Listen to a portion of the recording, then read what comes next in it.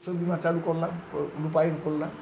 SRPP স্কিমের মাধ্যমে কৃষকদের সুলভে অর্থ মানে নানা রকম কৃষি উপকরণ এবং সার ইত্যাদি দিয়ে দিয়ে কাজ শুরু হলো। তাহলে কৃষিতে এগুলাকে স্বয়ংভর করার পরে নেক্সট কাজ হলো যোগাযোগ ব্যবস্থা।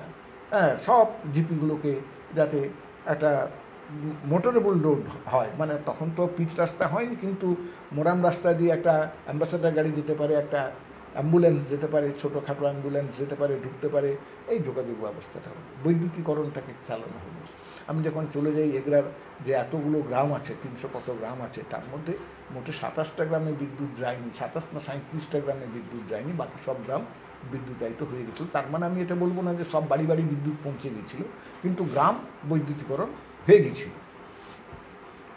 এরপরে আমরা লক্ষ্য রেখেছি কি না, এগরার শিক্ষা স্কুলগুলোকে আপগ্রেডেশন, এবং সমস্ত স্কুল যেগুলো জুনিয়র হাই স্কুল ছিল তাকে হাইতে রূপান্তরিত করা হয়েছে, যেগুলো হাই ছিল সেগুলো হায়ার সেকেন্ডারিতে রূপান্তরিত করা হয়েছে। ফলে এই স্ট্র্যাটেজিতে এগুলাকে ডেভেলপ করে। এইগুলো যখন হয়ে গেল, তখন গ্রাম পঞ্চায়েত বা গ্রামকে যখন এইভাবে খানিকটা স্বনির্ভরতার দিকে অর্থনৈতিক দিক থেকে একটা সজীব প্রাণবন্ত করে তোলা সম্ভবপর হয়েছে, তখন আমি দেখলাম যে শহুরে বেনিফিটের মাধ্যমে আরও পরিকাঠামো বিস্তৃত করা।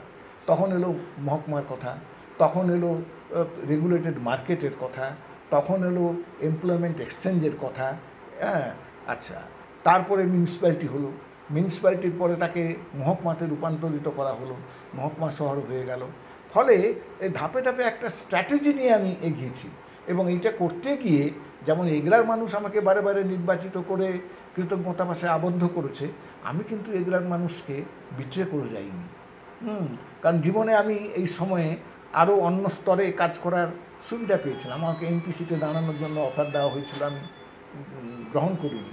আমি কারণ মনে করেছিলাম যে একজন এমপি কনস্টিটিউয়েন্সি ছোটো মানে একদম নিবিড়ভাবে কাজ করার তার সুযোগ নেই, কিন্তু এমএলএ বা মন্ত্রী তার সেই সুযোগটা আছে। সে ইচ্ছে করলে, চাইলে, সে যদি চায় তাহলে সে তার এলাকাটাকে উন্নত করতে পারে। সুতরাং যে মানুষগুলো আমাকে প্রতিষ্ঠা করলো, আমার প্রথম কর্তব্য হচ্ছে তাদের স্বার্থটাকে সুরক্ষিত করা। সুতরাং আমি স্বেচ্ছায় এমপি সিটে নির্বাচনে প্রতিদ্বন্দ্বিতা করার প্রস্তাবকে সম্মত হইনি।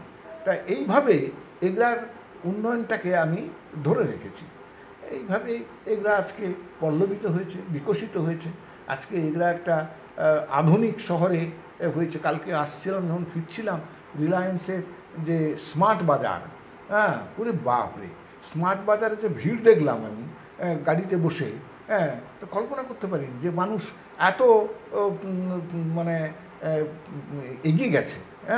এখন আর এগুলার মতন একটা ছোট্ট শহরে রিলায়েন্সের স্মার্ট বাজার একটা মানে জমজমাটি বিজনেস করছে, এটা মানে ভাবনারও মধ্যে এখনও একদম কিছু